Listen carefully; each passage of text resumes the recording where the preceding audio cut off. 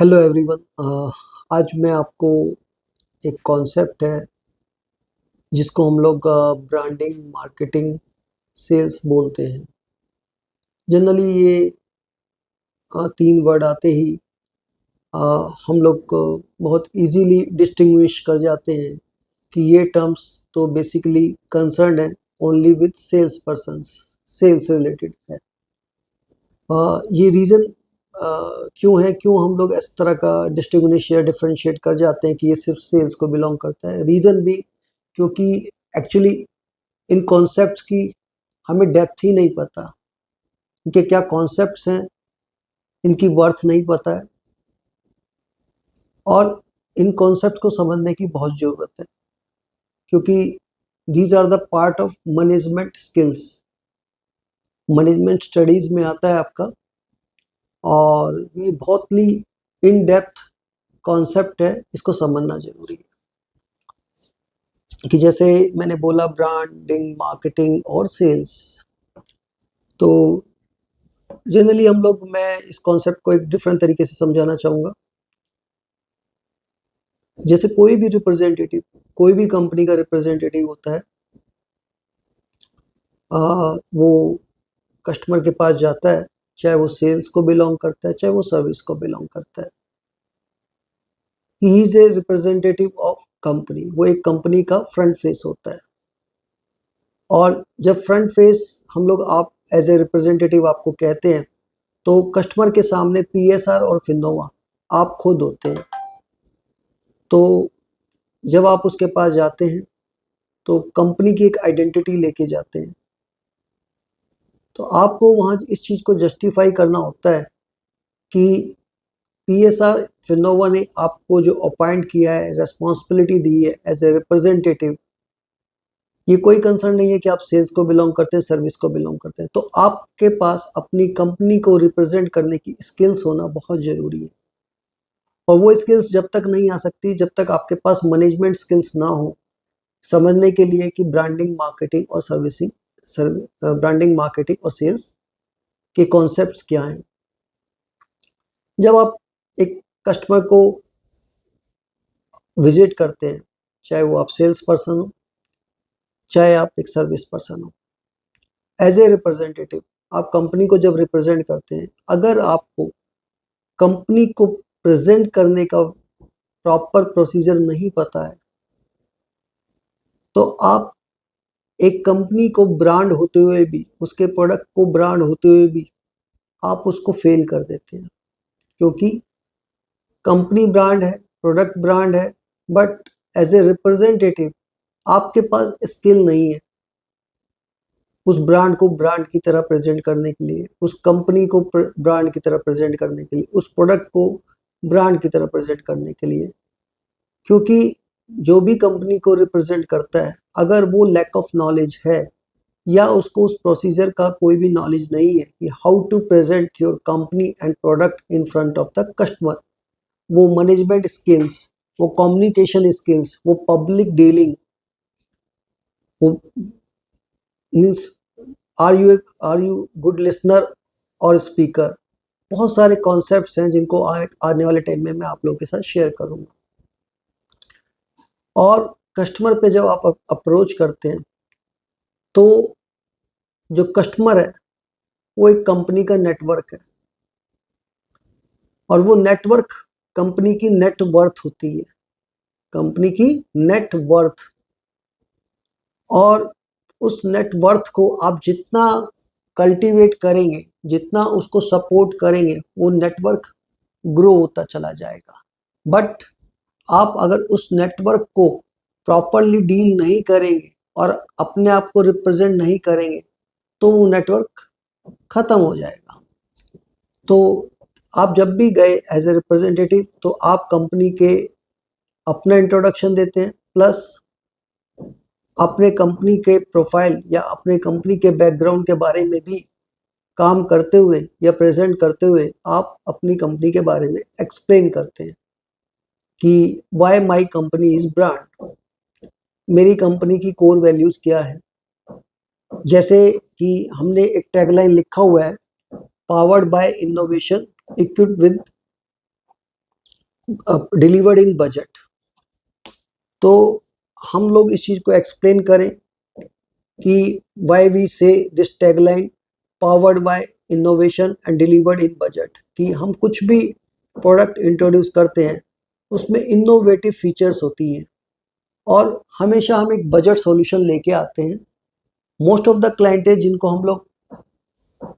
Cater करते हैं, जिनको सर्व करते हैं, वो स्मॉल और मीडियोकर लैब्स होती हैं, जिनको हम सी और डी क्लाइंट्स भी बोल सकते हैं। मोस्ट ऑफ द इक्विपमेंट हमारे उन कैटेगरीज को बिलोंग करते हैं। तो उनको हम लोग इनोवेशन देते हैं, जो एक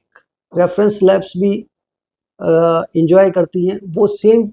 इनोवेशंस, वो टेक्नोलॉजी, वो एडवांटेज वो हम उन लैब्स को भी प्रोवाइड करते हैं। तो इसी वजह से हमारी कंपनी की जो टैगलाइन है लोगों के साथ, वो आपको दिया गया है powered by innovation delivered in budget. और आप ये देख रहे हैं, एक हमारा ये ब्रांडिंग है। ब्रांडिंग में 8 आपके स्टेटमेंट्स हैं, वर्टिकल्स हैं, 8 कोर वैल्यूज है हमारी ब्रांडिंग की, कि हम कोई भी प्रोडक्ट, कोई भी हम सर्विसेज लेके आते हैं तो हम इन 8 फैक्टर्स पे डील करते हैं। आप ये बुकलेट अपने साथ कैरी करते हैं और इसमें आप देखेंगे तो इसमें इंट्रोडक्शन के साथ ये आपके पूरे 8 vertical of your branding is well explained. तो आपको ये अपनी ब्रांड वैल्यू का पता होना चाहिए कि क्या वर्टिकल्स हैं, क्या फीचर्स हैं, किस बिहाफ पे कंपनी की पॉलिसी है, कंपनी ब्रांड क्यों बना हुआ है, कंपनी किस तरह के टारगेट कस्टमर्स को फोकस करती है, किस तरह की सर्विसेज देती है। तो एक रिप्रेजेंटेटिव, चाहे आप सेल्स के हो चाहे वो सर्विस के हो, आपके पास ये रिप्रेजेंटेशन करने का आर्ट होना चाहिए, स्किल होनी चाहिए। और इसके बाद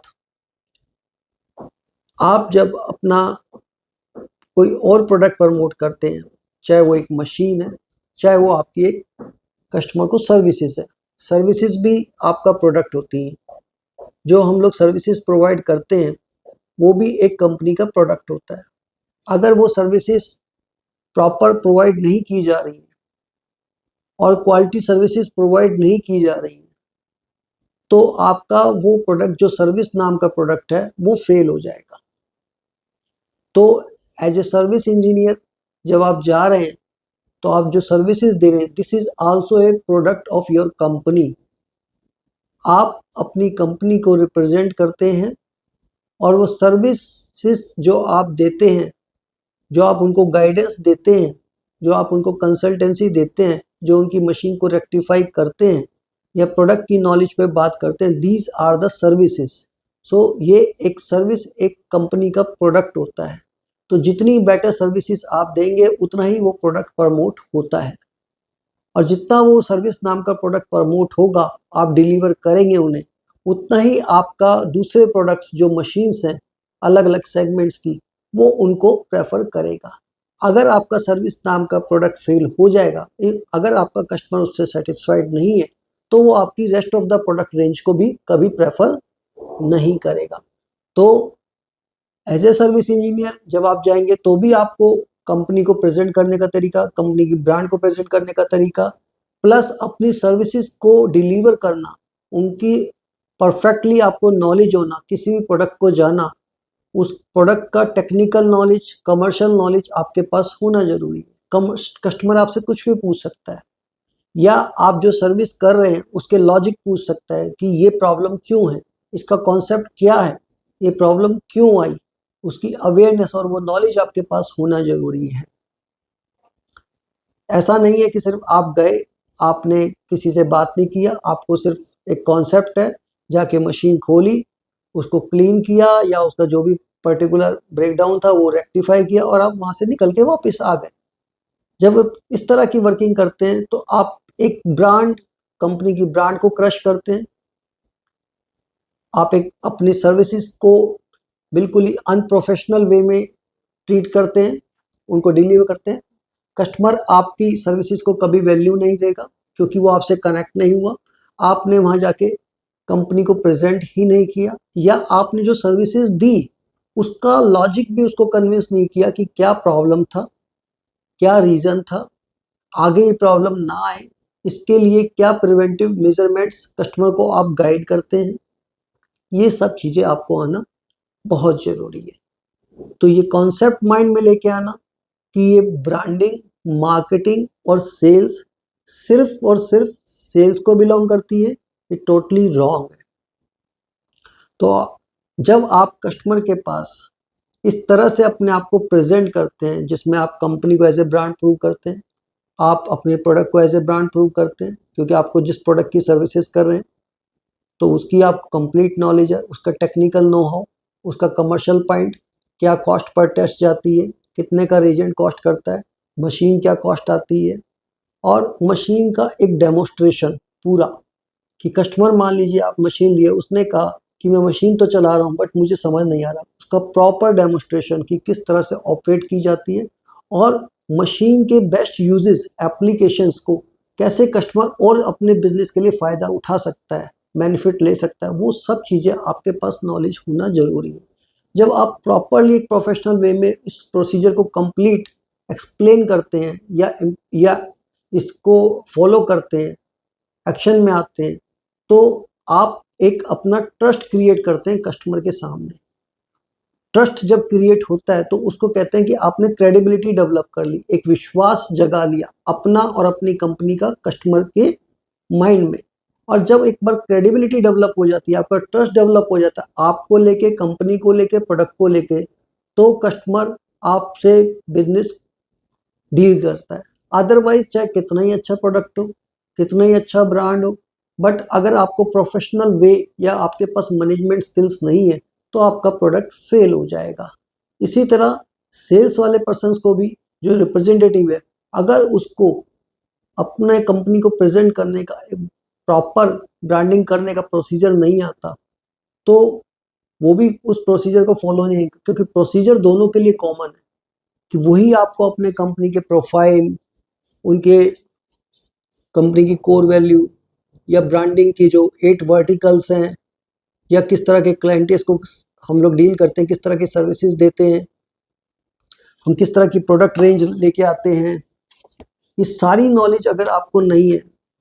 चाहे वो एक सेल्स रिप्रेजेंटेटिव हो चाहे एक सर्विस रिप्रेजेंटेटिव हो, तो वो बेसिकली चाहे आप कितना ही लैब्स में चले जाइए, कहीं भी हो जाइए, कितना आप पीजेपी भर लीजिए, कितनी आप डेली वर्किंग भर लीजिए, आपको रिजल्ट्स नहीं आएंगे। क्योंकि जिस किसी के पास स्किल ऑफ लर्निंग नहीं है, जिसको लर्निंग की हैबिट नहीं है, जो लर्निंग नहीं करता है, बिकॉज मैनेजमेंट स्किल्स आपको सीखनी पड़ेंगी जिसके बगैर आप एक सक्सेसफुल प्रोफेशनल लाइफ में कभी नहीं बन सकते। और हम इन मैनेजमेंट स्किल्स को टीच करने में आपको पूरा सपोर्ट और पूरा गाइडेंस देंगे। Thank you so much.